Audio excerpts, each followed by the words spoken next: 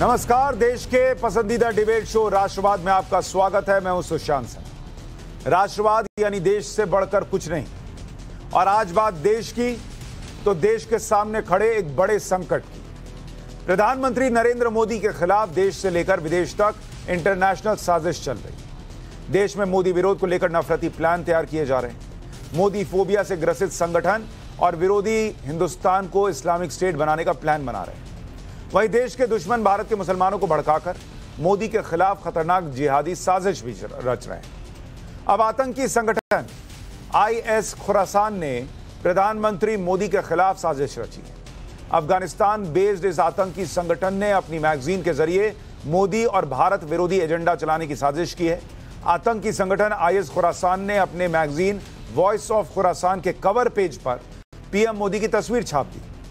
खून से लथपथ पीएम मोदी की तस्वीर के साथ मैगजीन के कवर पर भारत दर्द और आशा के बीच लिखा है। इस मैगजीन के जरिए मुस्लिम समुदाय को बलिदान के लिए भड़काया गया है, जिहाद के लिए भड़काया गया है। मैगजीन में बीजेपी नेताओं पर हमले के लिए उकसाया गया है।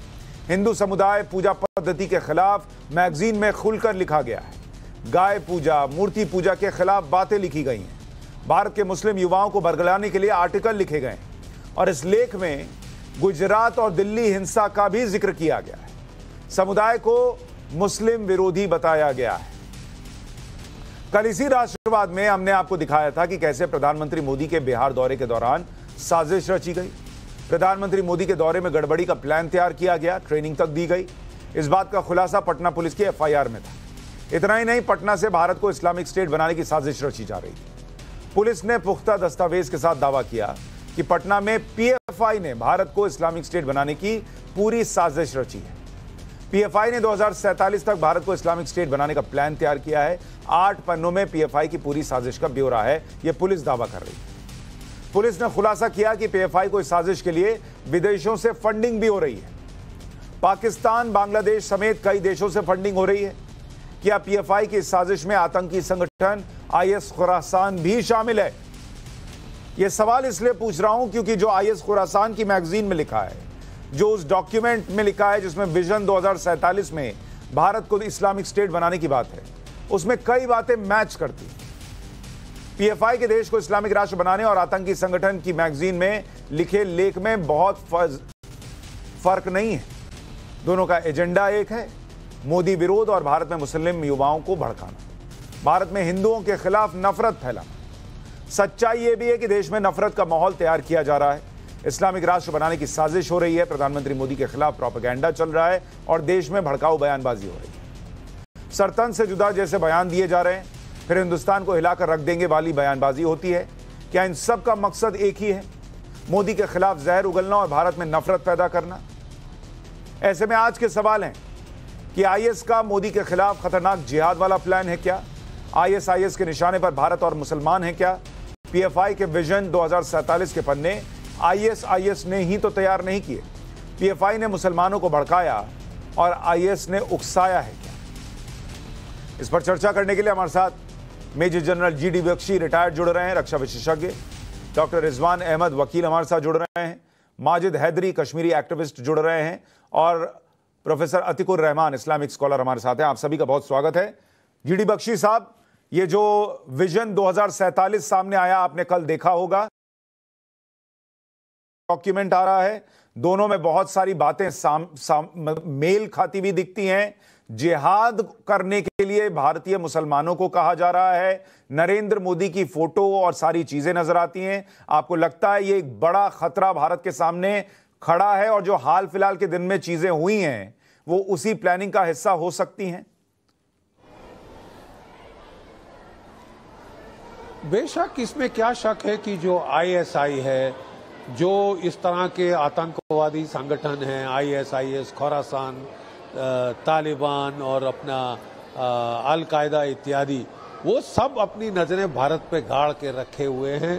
वो हर कोशिश कर रहे हैं कि किसी ना किसी तरह से यहाँ पे वैमनस्य, यहाँ पे जो है कम्युनल टेंशन, यहाँ कम्युनल फायर्स को स्टोक किया जाए, भारत में गदर किया जाए ताकि पाकिस्तान का फायदा हो, ताकि भारत को मजबूर किया जाए अंदर की तरफ देखने को। और ये अभी से नहीं, बड़ी देर से ये चला आ रहा है। इट इज जस्ट अ सब टेक्स्ट ऑफ द टेररिज्म जो उन्होंने जम्मू कश्मीर में छेड़ी थी, जो पंजाब में छेड़ी थी, अब फिर उसको रिवाइव कर रहे हैं K2 प्लान के तहत, कश्मीर और खालिस्तान के प्लान के तहत। अब वो पूरे देश में स्प्रेड करना चाहते हैं सांप्रदायिक जहर, आपस में कलह फूट मार काट। ये बड़ा उनको ये सुकून मिलेगा जब ये सब भारत में होगा। और क्योंकि मोदी जी के नीचे भारत इतनी तरक्की कर रहा है, तो वो तो उन्होंने खास एक अपना टारगेट बना लिया है अपने गुस्से का, अपने हेट्रेड का मोदी जी को और भारतवर्ष को, और हर भरसक प्रयास किया जा रहा है। अब ये जो पैम्फलेट है जो आपने देखी है PFI की, 2047 तक वो करना चाहते हैं एक इस्लामिक स्टेट भारत में, एक काइंड ऑफ जिसको बोलते हैं कि जो कॉन्क्वेस्ट ऑफ भारतवर्ष, जो गजवाए हिंद की बात बड़े सदियों से जो हो रही है, वो उसको अमली जामा देना चाहते हैं। और बड़ा कोजेंट प्लान बनाया है। ये कि ये एक पाइप ड्रीम है वो तो दूसरी बात है, और कभी होगा नहीं ये तीसरी बात है, लेकिन कोजेंट प्लानिंग देखिए, पूरा यहां से लेके पर्सपेक्टिव प्लान बना दिया है 2047 तक कि साहब इतने साल में स्टेज 1, स्टेज 2, स्टेज 3 पे हम ये करेंगे, हम दलित्स को इन्वॉल्व करेंगे, हम जो आदिवासी हैं उनको भड़काएंगे, उनको भी इन्वॉल्व करेंगे, एक अलग से फ्रंट खड़िए के वो बनाना चाहेंगे, पॉलिटिकल पावर छीनेंगे और इम्पोर्टेंट पोस्ट पे अपने बंदे बिठा देंगे, और उसके बाद हम गदर करके स्ट्राइक करके अंदरूनी एक पुच से जिसको बोलते हैं PUTCH, उससे जो है हम ओवरथ्रो कर देंगे भारत की सरकार को, और यहाँ पे अपना निज़ाम मुस्तफ़ा लगा देंगे। यहाँ पे जो है आप ये कह रहे हैं ये प्रॉपर प्लानिंग का हिस्सा है और चीजें मैच होती हुई दिख रही हैं। ठीक है माजिद हैदरी, आपके हिसाब से ये जो ISIS के डॉक्यूमेंट में है, जो विजन 2047 का डॉक्यूमेंट दिखा, वो दोनों मैच होता दिखता है? क्या आपको ये भारत के खिलाफ साजिश लगती है क्या आपको? और जिस तरीके से जिहाद की बात कही जा रही है कि जिहाद करना होगा, वो वही तरीका है जिसका जिक्र GD बख्शी साहब कर रहे हैं कि पहले कश्मीर में इस्तेमाल हुआ, अब पूरे भारत में इस्तेमाल करने की बात हो रही है? देखिए सुशांत भाई, जहां तक माननीय प्रधानमंत्री जी की सुरक्षा की बात है, तो मैं इन दो पंक्तियों से शुरू करूंगा कि फानूस बन के जिसकी हिफाजत हवा करे, वो शम्मा क्या बुझे जिसे रोशन खुदा करे। देखिए माननीय प्रधानमंत्री जी की सुरक्षा हो या देश की सुरक्षा हो, हम वहां सब हिंदुस्तानी एक दूसरे के साथ हैं, सब भारतीय एक परिवार की तरह लड़ेंगे। लेकिन जहां पर ये 8 पन्नों की मन घड़त कहानी आती है, जो कि गांधीवादी कार सेवक जो हमारे पॉपुलर फ्रंट ऑफ इंडिया के हैं, बेचारे जो कार सेवक हैं, हमारे इंसानियत के कार सेवक हैं, उन्हें बदनाम करने की कोशिश आती है। बिहार का एक पुलिस वाला मुसलमान जिसने अपनी पूरी जिंदगी देश की खिदमत की, उसके खिलाफ इल्जाम लगाया जाता है कि वो भी आतंकी संगठन से जुड़ रहा है। किस आतंकी संगठन से? जहां मार्शल आर्ट की ट्रेनिंग दी जा रही थी। मार्शल आर्ट, कराटे, जूडो जो सब सीखते हैं, ये आपको कैसे पता चला कि ये सब फर्जी है? ये गांधीवादी कार सेवक आपने PFI को बता दिया, जिसके पीछे इतनी सारी चीजें निकल कर आती है। तो नई चीज मैंने सुन ली PFI के लिए कि गांधीवादी कार सेवक, जिसको केरल की खुद की सरकार कह रही है कि ये लोग जो कर रहे हैं वो क्या है और नहीं है। बीजेपी बोलती तो आप लोग कह देते कि भाई बीजेपी प्रोपेगेंडा कर रही है, केरल की सरकार भी कह रही है, और ये लोग पकड़े गए, इनका कोई PFI कनेक्शन नहीं, वो डॉक्यूमेंट फर्जी। ये माजिद हैदरी को कैसे पता चला? जी देखें, केरल की सरकार तो कांग्रेस के भी खिलाफ कभी बात करती है, भाजपा के भी खिलाफ कभी बात करती है, लेकिन जो PFI का काम है ना, इतने वर्षों का आप उनका काम देखिए, 2006 से अभी तक उनने देश के हित में काम किया है। बेचारों ने सोशल ऑर्गेनाइजेशन है, जनता का काम करती है, सेवा का काम, और वो कार सेवक नहीं है, गांधीवादी कार सेवक हैं। गांधी जी का जो विचारधारा थी उसके वंशज हैं वो लोग, उन्हें आप बदनाम कर रहे हैं यहाँ पे। और वो 8 पन्नों का, वही तो मैं आपको FIR बता रहा था। भाई क्या मार्शल आर्ट सीखना देश में आतंक हो गया है? क्या जूडो कराटे सीखना आतंक हो गया है? क्या हर मुसलमान को जूडो कराटे नहीं सीखना चाहिए? मैं तो चाहता हूं इस देश का हर मुसलमान जूडो कराटे सीखे ताकि आतंकियों से लड़ पाए। तो परेशानी कहां से आ रही है? सब झूठी कहानियां। पुलिस वाला मुसलमान जिसने पूरी अपनी जिंदगी सरकार के लिए काम किया, देश के लिए काम किया, आज आप उसे भी आतंकी कह रहे हैं। ये हो क्या रहा है? बेचारे मुसलमान के खिलाफ इस देश में क्या हो रहा है मुझे आप बता दें। सुशांत भाई, जनरल बख्शी साहब बता दें, बेचारा मुसलमान इतना 2014 से बेचारा क्यों हो गया, इतना मजबूर क्यों हो गया कि ना उसकी कहीं सुनवाई है। तो देखिए, आज हमारी सरकार की मैं तो अभी पूरे शो में आपको बहुत कायदे से बताऊंगा कि पीएफआई कितनी गांधीवादी है, लेकिन पहले मैं जरा अपने मेहमानों को मौका दूं। रिजवान अहमद साहब, आपने सुना कि पीएफआई जो है वो गांधीवादी कार सेवक हैं, वो तो बेचारे सोशल वर्कर हैं और वो तो जूडो कराटे ऐसे ही सीख रहे थे आतंकियों से लड़ने के लिए, और ये जो डॉक्यूमेंट है इसमें सब फर्जीवाड़ा है, इसमें कुछ भी नहीं है। जी शुक्रिया, जय हिंद, वंदे मातरम। माजिद भाई ने सही कहा, 2014 के बाद मुसलमान बिल्कुल बेचारा हो गया है। बेचारा होने का कारण यह है कि 2012 में जो रोहिंग्याओं के लिए मुसलमानों ने आज़ाद मैदान पर किया था और उसके बाद कोई कार्रवाई भी नहीं हुई थी, अब वैसे खुल के रोहिंग्याओं के लिए मुसलमान जवान ज्योति बेचारा तोड़ भी नहीं सकता है, और अगर तोड़ता है तो उसके घर पर बुलडोजर चढ़ जाता है। तो इस मारे तो मुसलमान 2014 के बाद बेचारा हो गया। 2014 से पहले जैसा चल रहा था वो चलता रहे, दादागिरी चलती रहे, अपीजमेंट चलता रहे, रोजा इफ्तार चलते रहे, पॉलिटिकल नेता सर पे टोपी बांध के सरकारी खर्चे पर रोजा इफ्तार करवाते रहे, तो फिर मुसलमान संतुष्ट रहेगा, पहली चीज। दूसरी चीज, सुशांत भाई देखिए, हर कम्युनिटी ये चाहती है कि वो तरक्की करे, हर कम्युनिटी कहीं ना कहीं पॉजिटिवली कम्युनल हर कम्युनिटी होती है, चाहे वो रिलीजियस कम्युनिटी हो या नेशनल कम्युनिटी हो। हम एक नेशन को कम्युनिटी मान लें, हमको भी अच्छा लगता है कर इंडिया के लोग इंटरनेशनल कंपनीज में सीईओ बनते हैं, भारत अमेरिका में तरक्की कर रहे हैं भारतीय। चाइनीज को भी अच्छा लगता है कि उनकी दुनिया में वर्चस्व हो, अमेरिका में, यूरोप में चाइनीज का दबदबा चले। ये ह्यूमन नेचर है। बस हम में और दूसरों में यानी गैर मुस्लिमों में एक फर्क है। इसी चीज को हम पॉजिटिवली तरक्की करके, मेहनत करके, साइंटिफिक कंट्रीब्यूशन करके, रिसर्च एंड डेवलपमेंट करके अचीव नहीं करना चाहते। बस इतना फर्क है, चाहते दोनों हैं। हम इसी चीज को आबादी के नाम पर, बवाल के नाम पर, लॉ एंड ऑर्डर के नाम पर, कम्युनिटी कौम के नाम पर, अल हकीमिया के नाम पर, शरीयत के नाम पर अचीव करना चाहते हैं। और एक और, बाकी सारी कम्युनिटी ये सोचती हैं, जैसे क्रिश्चियन, जैसे ज्यूज हो गए या चाइनीज हो गए, हिंदूज भी सोचते हैं कि हम पूरी दुनिया पर राज करें, पूरी दुनिया में दबदबा हो, हमारी वैक्सीन पूरी दुनिया में जाए, पूरी दुनिया हमारा अनाज खाए। हर आदमी सोचता है जिससे हमारा नाम होगा। हम लोगों में क्या प्रॉब्लम है जानते हैं? हम क्या सोचते हैं? बेटा हमारी ताकत बढ़ने दो, फिर हम तुम्हारा दिमाग ठीक करेंगे। बेटा हमारी ताकत बढ़ने दो, फिर हम तुम्हारा इलाज करेंगे। यह फर्क है, पहला बेसिक फर्क। दूसरा, जैसा जनरल बख्शी साहब ने कहा, बुजुर्ग हैं चरण स्पर्श जनरल बख्शी साहब, लेकिन एक जगह मैं उनसे एग्री नहीं करता। उन्होंने कहा ऐसा कभी नहीं हो पाएगा। नहीं बख्शी साहब, ऐसा होगा। मैं बताता हूं, जो अखंड भारत था, जिसमें आप श्रीलंका और नेपाल को और भूटान को 1 मिनट के लिए हटा दें, 80 लाख वर्ग फुट में फैला हुआ था अखंड भारत। अफगानिस्तान से लेकर इंडोनेशिया तक, सारे स्टैटिस्टिक्स नहीं दूंगा, फिर टाइम नहीं बचेगा। 80 लाख वर्ग फीट में सुशांत सिन्हा जी 55 लाख वर्ग फीट अखंड भारत से के हाथ से ऑलरेडी निकल चुका है।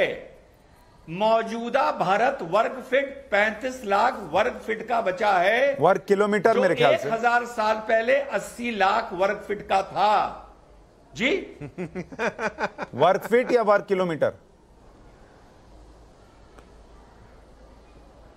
लाख वर्ग किलोमीटर, सॉरी लाख वर्ग किलोमीटर। मॉल लगा था, कोई शॉपिंग मॉल है। ठीक है वो, अरे ठीक है, उनकी बात इंपॉर्टेंट बात का धागा खोलता हूं। हाँ बोलिए।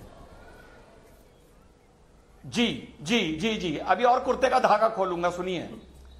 तो इतना बचा है, 35 लाख वर्ग किलोमीटर बचा है भारत। और इसमें कश्मीर को और आप जोड़ दीजिए तो वहां की हिंसा भी जोड़ दीजिए, वो भी अलग हो जाता है शायद अगर नरेंद्र मोदी ना होते। तो ये बात मत सोचिए। देखिए, गजवाए हिंद का तरीका बदल रहा है, नियत नहीं बदल रही है। ठीक है, आपने इन्हें अभी भाषण ठीक है, के लिए बुलाया तो ओके, मैंने सुन लिया। कर रहे हैं। ओके, आप कह रहे हैं कि ये सब हो रहा है उस 2047 के लिए और आपको अरे शक है। एक 10 सेकंड, 10 अच्छा, सेकंड, 10 सेकंड लीजिए। 10 सेकंड। पहले कभी तलवार थी, फिर सूफिज्म था। आने वाले वक्त में ये बैलेट पॉलिटिक्स और वोट बैंक पॉलिटिक्स बनेगी।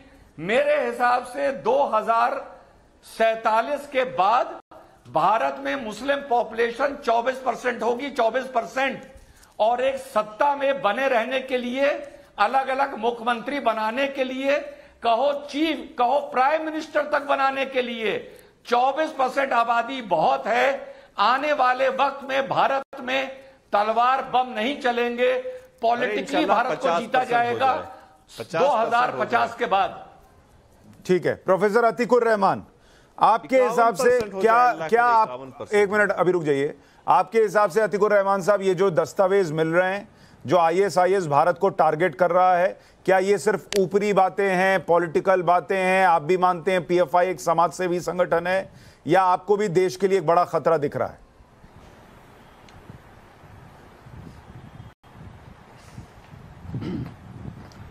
सुशांत जी, बहुत सीरियस टॉपिक है ये, और मैं समझता हूं कि पता नहीं मेरे अंदर कितनी काबिलियत है कि इसके ऊपर मैं कुछ कह पाऊं, क्योंकि जो बॉर्डर पार का सिक्योरिटी इश्यूज होते हैं, इसके लिए अगर किसी का राइट बनता है बोलने का तो वो जनरल बख्शी साहब हैं, और हमारे आर्मी मेजर जनरल्स हैं, हमारी सिक्योरिटी एजेंसी है और भारत सरकार है।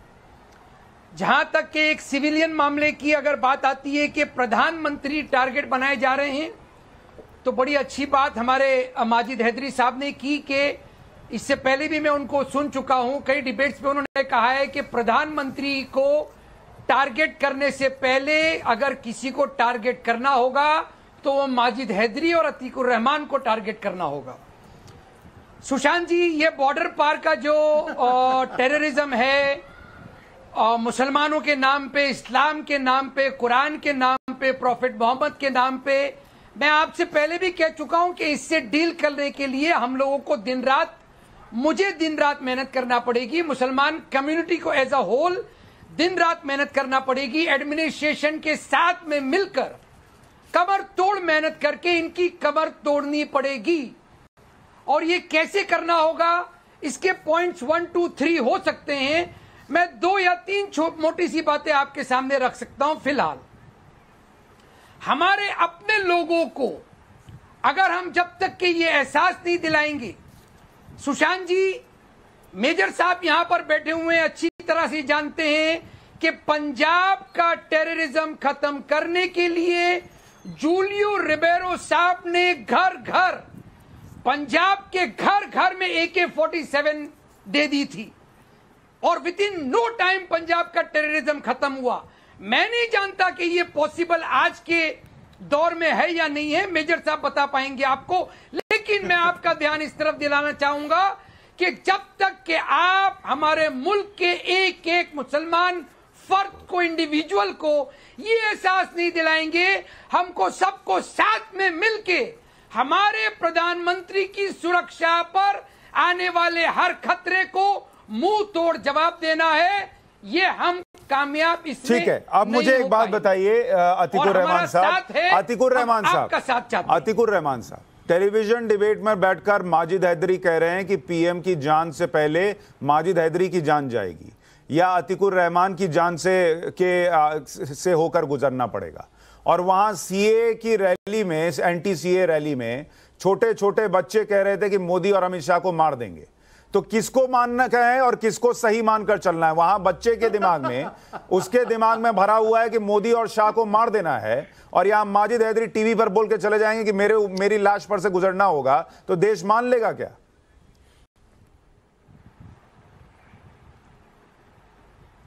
छोटा सा जवाब देना चाहूंगा सुशांत जी। एंटी CA की जो रैली थी उसके अंदर जो कुछ भी बात होती थी, एक हाथ में संविधान लेकर और दूसरे हाथ में तिरंगा लेकर बात होती थी। कुछ ऐसे तत्व जैसे ही घुसते थे, इस तरह के बयान देते थे, उनको तुरंत विदाउट लूजिंग एनी टाइम उनको रैली से बाहर कर दिया जाता था, चाहे वो शाहीन बाग की रैली हो या हमारे मुंबई बाग की रैली हो। पर अतीकुर रहमान भाई, अपना ऑब्जर्वेशन, अतीकुर रहमान भाई, कोशिश थी।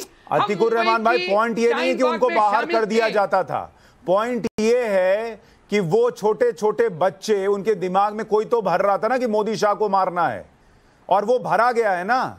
तो आप ये कह रहे हैं कि एक एक के हाथ में ये हथियार दीजिए, वो दीजिए, विश्वास दीजिए, पहले वो तो दिमाग में जो भर रहे हैं उन पर तो काम हो। मेजर बख्शी साहब, मेजर जनरल बख्शी साहब, आपके हिसाब से एक तो जो उन्होंने कहा कि पीएफआई बड़ा संत संगठन है और सोशल वर्क करता है, उस पर आपका रिएक्शन, और जो अतीकुर रहमान कह रहे हैं उस पर आपका रिएक्शन।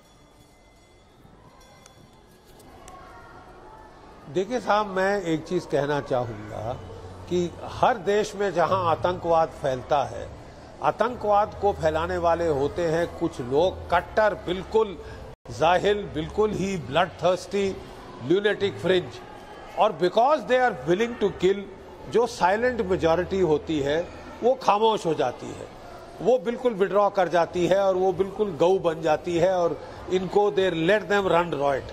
मेरा सिर्फ कहना यह है कि पंजाब की बात हुई थी, मैं वहां लड़ चुका हूं, मैं आतंकवाद से लड़ चुका हूं पंजाब में, और खासकर 85 से 87, 88 तक के फेज में मैं वहां पे था, जबकि 84 में ब्लू स्टार हुआ था। मैं जानता हूं कि वहां बदलाव तभी आया था जबकि साइलेंट मेजॉरिटी ने कहा था एनफ इज एनफ, अब आप हमारे नाम पे ये गदर कत्लो गारत नहीं कर सकते, and that was the end of terrorism. Silent Muslim majority will have to find its voice. जो पढ़े लिखे हमारे मुसलमान भाई हैं, जो चाहते हैं कि अपने बच्चों को पढ़ाएं, नेक जिंदगी बिताएं, अच्छी नौकरियों में लगाएं, उनको इस गफलत से ऊपर उठने, इसके गफलत के खिलाफ अपनी सॉलिड वॉइस रेज करनी होगी। जो साइलेंट मुस्लिम मेजॉरिटी है, जो मैं जानता हूं, वो नहीं चाहते कि ये गदर हो, वो नहीं चाहते ये मारकाट हो, उनका व्यक्तिगत नुकसान होता है। जब वो कहीं बाहर जाते हैं, लोग पासपोर्ट पे नाम पढ़ते हैं तो वो शक की नजर से देखते हैं और डबल चेक करते हैं। ये किस लिए है? किसने बदनाम किया है मुस्लिम कम्युनिटी को? ये बदनाम करने वाले साहब, ये मुट्ठी भर टेररिस्ट ऑर्गेनाइजेशंस हैं जो कि ल्यूनेटिक फ्रिंज है, जो कि पागल है तकरीबन, लाइक मैड डॉग जैसे पागल कुत्ता काटता रहता है, ये लोग भी जाके काटते फिरते रहते हैं और बदनाम करते हैं पूरी कम्युनिटी को। इसी मुस्लिम कम्युनिटी के हमारी फौज में कंपनी क्वार्टर मास्टर हवलदार अब्दुल हमीद परमवीर चक्र मरणोपरांत, ब्रिगेडियर उस्मान महावीर चक्र मरणोपरांत, यानी जान की बाजी लगा दी है। एक नहीं, वे तो मैं दो बड़े एग्जाम्पल दे रहा हूं, कितनों ने हमारी फौज में जिन्होंने मेरे साथ नौकरी की। हिंदुस्तान की फौज में मेरे पहले उस्ताद थे उस वक्त मेजर कुरैशी, बाद में वो कर्नल अभी रिटायर हुए थे। लेकिन आपकी तो बात बिल्कुल सही है सर, जो मैं हमेशा कहता हूं कि एक बड़ा वर्ग खड़ा नहीं होगा तब तक ये चीजें नहीं रुकेगी। मुस्लिम मेजॉरिटी, बिल्कुल बड़ा वर्ग खड़ा नहीं होगा, इसके खिलाफ तो नहीं रुकेगा। जैसा मैं एग्जाम्पल देता हूं कि सड़क पर लड़की इसलिए नहीं छेड़ी जाती कि वहां दो गुंडे होते हैं, वो लड़की इसलिए छेड़ी जाती है कि 10 शरीफ लोग खड़े होकर देखते रहते हैं और वो कुछ नहीं करते, ये सोचकर कि हमको क्या करना है, मेरी बहन मेरी बेटी थोड़ी है। अगर वो जाकर सिर्फ ये कह दें कि क्या हुआ बेटी, कुछ हुआ है क्या, वो 2 लोग जो है वो चले जाते हैं। लेकिन रिजवान अहमद साहब, ये जो कम का वर्ग है, वो डॉक्यूमेंट भी तो यही कहता है कि हमको तो 10% चाहिए। ये खुरसान भी यही कह रहा है कि कुछ युवा चाहिए जो कि जिहाद कर दें, उतने में हमारा काम हो जाएगा। जी शुक्रिया। अभी भाई ने, अतीकुर रहमान भाई ने कहा, अच्छी बात बोलने लगे हैं कि जिसने भी कोई बुरी बात बोली उसे एंटी सीए प्रोटेस्ट से उठाकर फेंक दिया गया। सीए तो पहली बात वो मुद्दा नहीं है। अरे भाई, पहली बात एंटी सीए प्रोटेस्ट हो क्यों रहा था, पर चलो आगे बढ़ते हैं, भटकना नहीं चाहता डिबेट से। ये शर्जिल इमाम जब बोल रहा था कि चिकन नेक हम काट सकते हैं, नॉर्थ ईस्ट को हम 20 से काट सकते हैं 1 महीने के लिए। अच्छा सुशांत भाई, आपको याद है कि उसे मन से किसी ने उठा के फेंका था? कोई ऐसा कोई वीडियो आया, वायरल हुआ कि अतीकुर रहमान जैसे सच्चे मुसलमानों ने, राष्ट्रभक्त मुसलमानों ने, टीवी डिबेट के राष्ट्रभक्तों ने शर्जिल इमाम को पकड़ के फेंका? अच्छा, मुझे ऐसा कोई वीडियो मिला नहीं देखने को आज तक, पहली बात। दूसरी बात, अभी फिर से बात होने लगी टेरर नहीं होगा, टेरर होगा तो मोदी बताएं। हमारे माजिद भाई ने भी ये बोला, शेर पढ़ा, एक बार उन्होंने ये भी बोला था कि जो आंख मोदी की तरफ उठेगी उसकी आंख निकाल लेंगे। अच्छा, मुझसे ऐसी डायलॉगबाजी हो नहीं पाती। अगर मुझ पे कोई दबाव भी डाले तो मैं ऐसे डायलॉग मोदी जी के लिए नहीं बोल पाऊंगा, मेरे अंदर से नहीं निकलेंगे कि मोदी जी की जान से पहले मेरी लाश से गुजरना होगा। इस तरह की डायलॉगबाजी में मुझे शक होने लगता है भाई, क्योंकि ये बड़ी ओवर एक्टिंग लगती है मुझको। हो सकता है उनका मोदी प्रेम इतना ही हो, लेकिन मुझे ये बड़ी ओवर एक्टिंग लगती है। Maybe I am wrong. तीसरी बात, अतीकुर रहमान भाई ने टेरर की बात करी। अरे भाई, कौन कह रहा है कि टेरर से कुछ होगा? बोला तो कभी तलवार से हुआ, कभी सूफिज्म से हुआ ना। 80 लाख वर्ग किलोमीटर स्क्वायर में से 55 चला गया, हुआ ही ना। अलग अलग दौर में अलग अलग तरीके से हुआ। आपको कुछ नहीं करना अतीकुर रहमान भाई और माजिद भाई, कोई डायलॉगबाजी नहीं करनी, कोई मोदी प्रेम नहीं दिखाना। आप 25-30 साल रुके रहिए, जब आप 25% हो जाएंगे 30 सेकंड दे दें तो सुशांत भाई हमें भी, आपकी मर्जी का बनेगा और कुछ मुख्यमंत्री भी आपकी मर्जी के बनेंगे। आप क्यों इतनी लंबे डायलॉग मारते हो यार? ठीक है, माजिद हैदरी लगता है। ठीक है, माजिद हैदरी करो। कोई भाजपा का वक्ता नहीं मारता, कोई हिंदू नहीं मारता, कोई पत्रकार नहीं मारता, जनरल बख्शी नहीं मारते। तुम इतनी डायलॉगबाजी क्यों करते हो यार? मेरे रिजवान भाई, मेरे अनोखे वंदे मातरम भाई, मैं आपसे पहले बता दूं भाई, हम हिंदू मुसलमान के नाम पे चर्चा क्यों कर रहे हैं? इस देश में मुसलमान 25% हो जाएं या 55% हो जाएं, आपको क्या फर्क पड़ता है सेक्युलर राष्ट्र में? अरे मैं तो कहता हूं, हमें इस देश का संविधान इजाजत देता है, धर्म इजाजत देता है, 4 बीवियां रखें, 400 बच्चे रखें, आपको क्या फर्क पड़ता है? अरे भाई, 400 बच्चे पे फर्क पड़ता है। मुसलमानों की 1 मिनट माजिद हैदरी, सॉरी, आप 4 बीवी रखें, हमको फर्क नहीं पड़ता, लेकिन 400 बच्चे पे पड़ता है, क्योंकि आपके 400 बच्चे फिर हमारे 2 बच्चे के हिस्से का जो पानी है, जो खाना है, जो राशन है, जो सड़क है, जो हॉस्पिटल है, उसका इस्तेमाल करेंगे। तो सॉरी बॉस, ना मेरे 400 बच्चे ना आपके 400 बच्चे। आगे बोलिए। देखिए सुशांत भाई, यहीं आप एक्सपोज हो जाते हैं, भैया मैंने बोला ना मेरे 400 बच्चे ना आपके 400 बच्चे, सबके 2-2 बच्चे इस देश में चलेंगे। आगे बोलिए। देखिए, अब आगे की तो आप बात सुने। देखिए, हम मुसलमानों ने कभी नहीं चाहा कि हमारी हिंदू भाइयों की जनसंख्या कम हो। आप देख लें, 700 साल मुसलमानों का यहां पे राज रहा और तब भी किनकी जनसंख्या ज्यादा रही? मेरे हिंदू भाइयों की। क्योंकि हमने कभी नहीं कहा कि भाई हिंदू भाइयों आप लोग कम बच्चे पैदा करो या ऐसा करो, हम जुल्म करेंगे। हमारी बुरी नीयत कभी नहीं थी इस देश पे।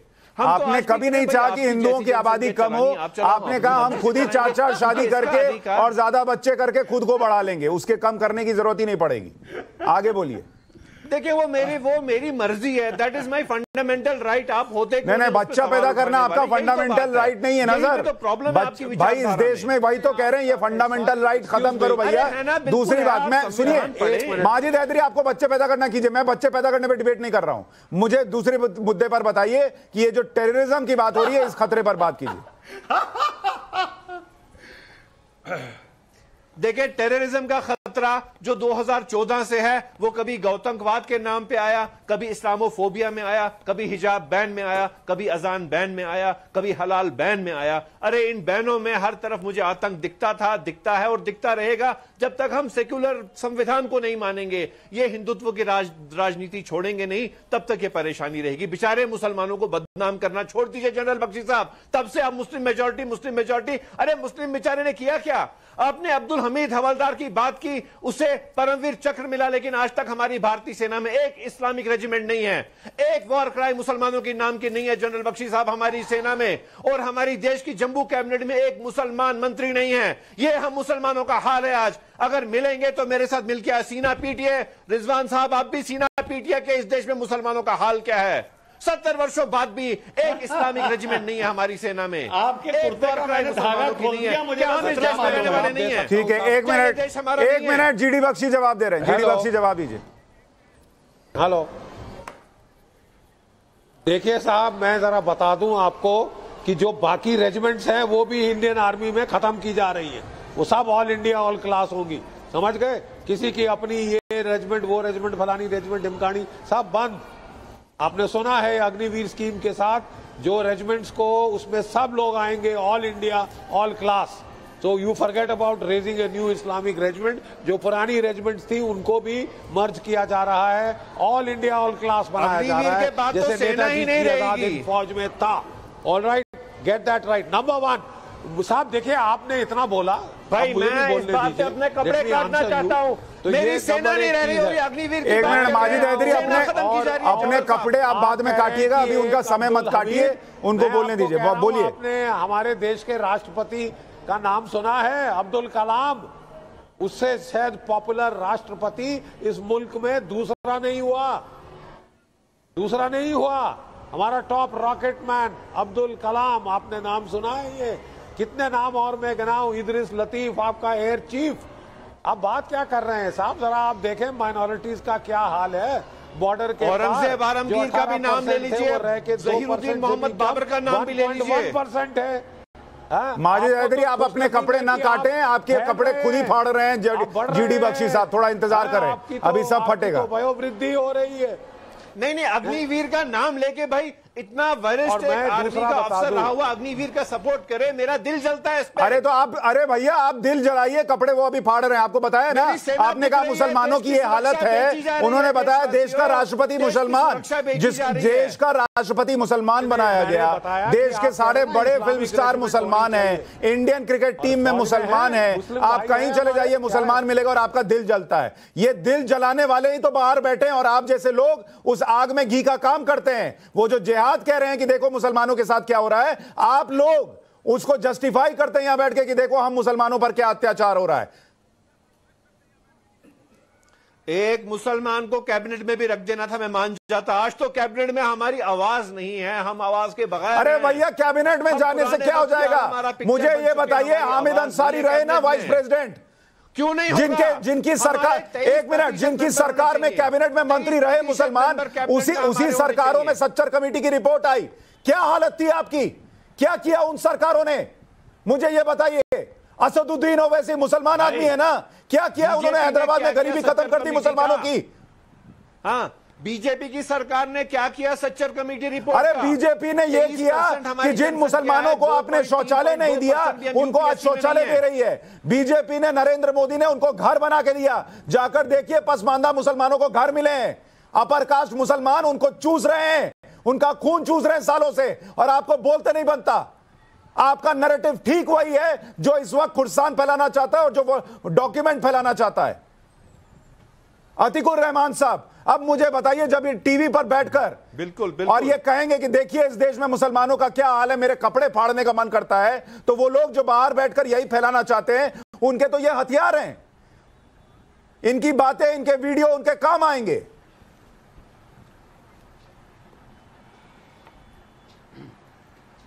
सुशांत जी, कम से कम मैं आपको आश्वासन दे सकता हूं कि मुंबई के अंदर जो मुस्लिम ऑर्गेनाइजेशंस काम कर रही हैं और जामे मस्जिद की जो हमारी कमेटी है वो, और माहिम दरगाह की जो कमेटी है वो, जब कोई ऐसी बात आती है, जब उकसाने की कोशिश होती है, पैशंस को विपअप करने की कोशिश होती है, ये कोशिश होती है कि कुछ एग्जाम्पल्स देके ये याद दिलाया जाए कि नहीं भाई आप ही हो जो कटघरे में खड़े हो और आपको ही, आप टारगेट पे हो, या तरह तरह के इस तरह के एग्जाम्पल जो कि पोलराइज करते हैं या बाइनरी क्रिएट करने की कोशिश करते हैं। तो ये ऑर्गेनाइजेशंस इंडिविजुअली भी और कलेक्टिवली, बल्कि इन्होंने तो कोशिश ये की है, जब कोई ऐसा मुद्दा तूल पकड़ने की कोशिश करता है तो सबसे पहला काम वो करते हैं कि एक सर्वधर्म, एक उनकी कमेटी है, उसकी मीटिंग बुलाते हैं तुरंत। उसमें क्रिश्चियंस भी होते हैं, हिंदू प्रीस्ट भी होते हैं, पारसीज भी होते हैं और सिख हजरात भी होते हैं, और तमाम लोग बैठ के कुछ प्रण और कुछ अपने मोटोस ले लेते हैं और सोसाइटी में उसको फैला देते हैं कि भाई इस चीज को हमको किसी भी तरह से फुल स्टॉप लगाना है।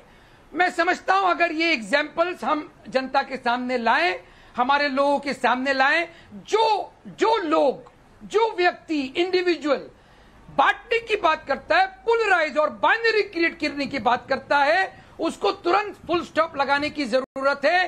देश मजबूत करने की बातों को, आवाजों को आपको सामने लाना है, हमको मैं बार बार ये कह रहा हूं अतिकुर रहमान साहब, जो मैंने कहा है, आप तो मेरे साथ कई डिबेट्स में रहते हैं, आपने सुना मैंने कहा है, बख्शी साहब ने कहा, मैंने आज रिपीट भी किया है उसको, कि देश में कई मुसलमान हैं जो ये कहते हैं कि भैया ये गलत हो रहा है, ये इसको रोको, ऐसा करो वैसा करो।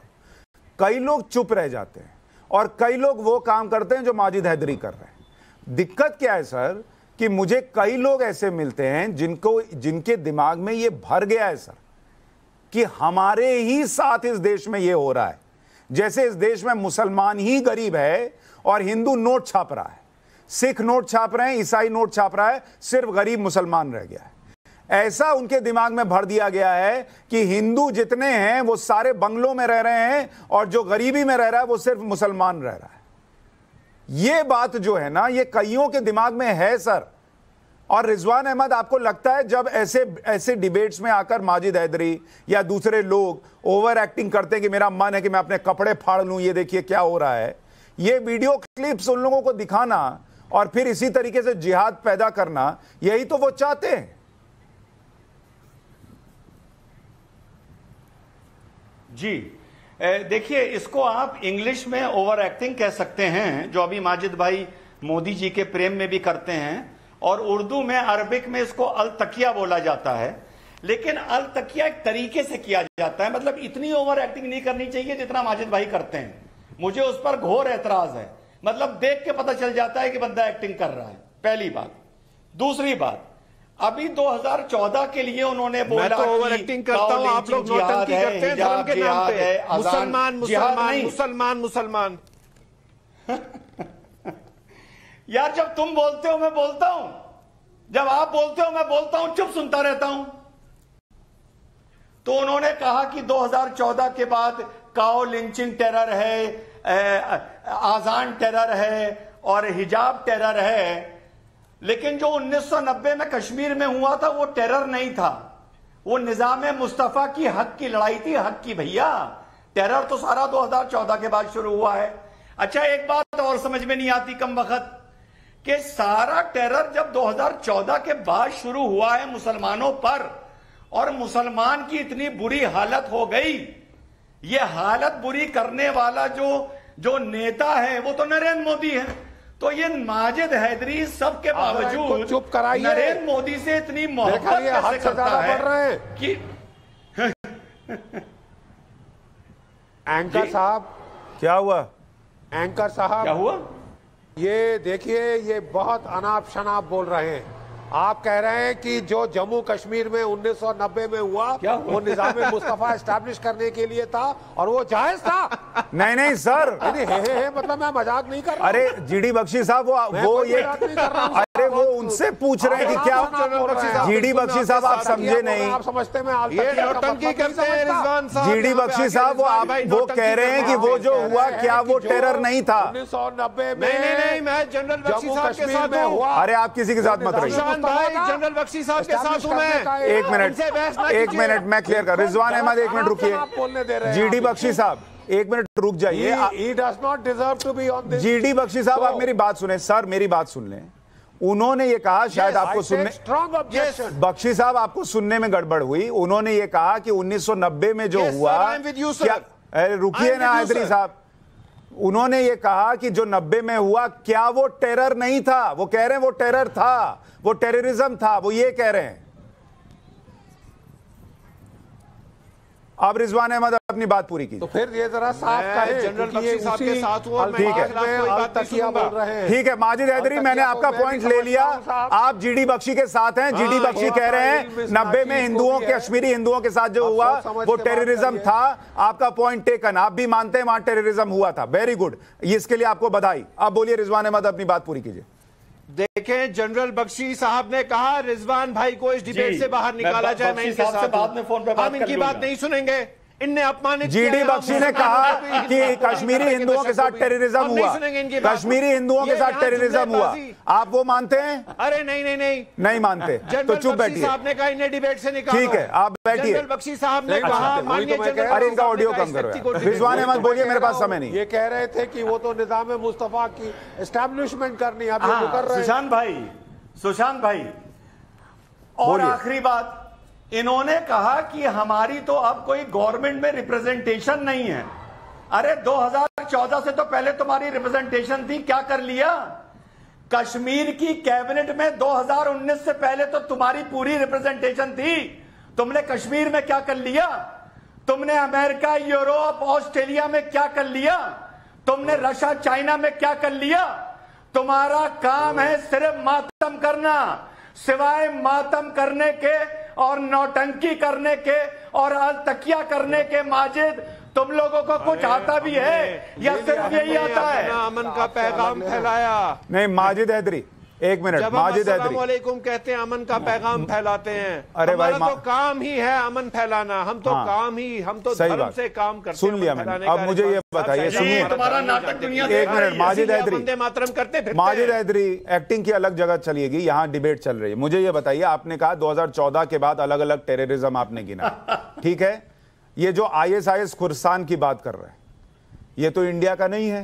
ये ISIS इंडिया का आतंकी संगठन नहीं है, ये तो बाहर बना। जहां बना वहां ना मोदी हैं ना हिंदू हैं, फिर ये क्यों बना?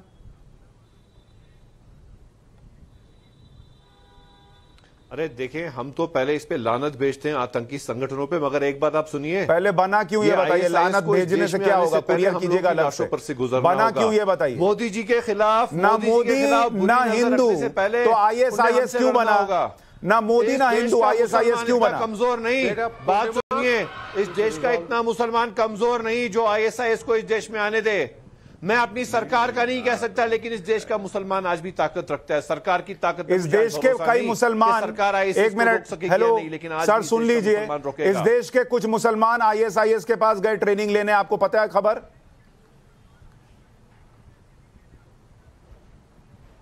नहीं, मैंने कोई ऐसा नहीं सुना है। मैंने नहीं सुना, आप सुन भी नहीं पाएंगे, आपको पता ही नहीं है, आपको पता ही नहीं है, इसलिए बता रहा हूं। जो आप सुनते हैं और जो सुनाते हैं वो गलत सुनाते हैं, ये दिक्कत है। बख्शी साहब, आप कुछ बोलना चाह रहे हैं, बोलिए।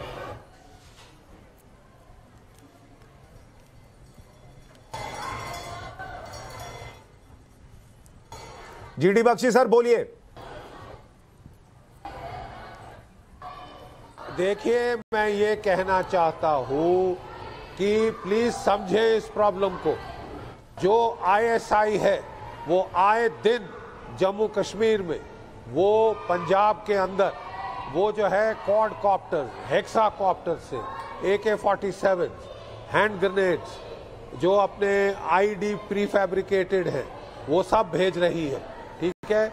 और वो ड्रग्स भेज रही है, ताकि किसी ना किसी तरह से टेररिज्म को फिर जिंदा किया जाए जम्मू कश्मीर में, पंजाब में, ठीक है?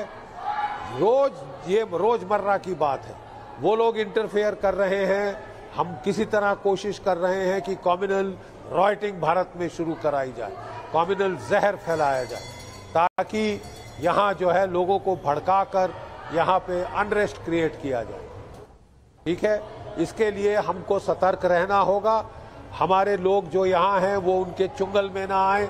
ऐसा दलदल है, इसमें फंस गए, जीवन भर नहीं निकल सकोगे, फैमिलीज बर्बाद हो जाएंगी। मैं आखिर में अतीकुर रहमान साहब आपसे एक प्रश्न लेना चाहता हूं।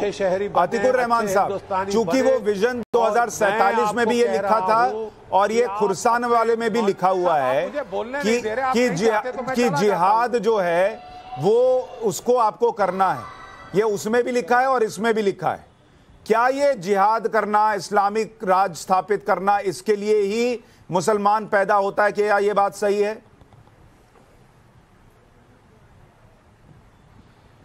नहीं, बिल्कुल गलत बात है। कहीं से कहीं तक भी रिलीजन ऑफ इस्लाम को इसके लिए जिम्मेदार नहीं ठहराया जा सकता है, सुशांत जी। और जो डॉक्यूमेंट नहीं, इस्लाम में कहीं ऐसा है कि आपका ये फर्ज है कि आप जिहाद करें और इस्लाम का राज स्थापित करें? मैं आपसे ये पूछ रहा हूं। नहीं